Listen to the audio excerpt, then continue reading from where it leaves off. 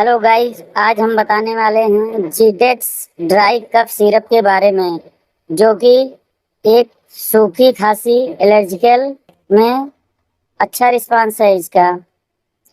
इसकी कॉम्बिनेशन की बात कर ले तो डेक्स्ट्रोमेथर्फन, हाइड्रोब्रोमाइड, क्लोराफेनिरामिन, मिलेट मिला हुआ है कॉम्बिनेशन इसका।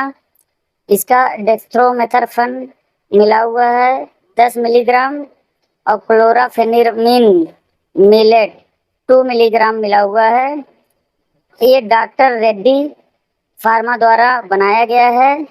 इसकी पैकिंग डेट बात कर ले तो इसका मैन्युफैक्चरिंग डेट है अगस्त 2023, एक्सपायरी डेट है जुलाई 2025। इसकी एमआरपी की बात करें तो 158 रुपये 50 पैसे एमआरपी है। ये हर मेडिकल पर अवेलेबल है। इसको अपने डॉक्टर की सलाह से यूज करें। अगर कोई साइड इफेक्ट दिखता है तो इस सिरप को बंद कर दें। ऐसी वीडियो देखने के लिए हमारे चैनल को सब्सक्राइब करें, लाइक करें और अपने फ्रेंड में शेयर करें। Thank you for watching video.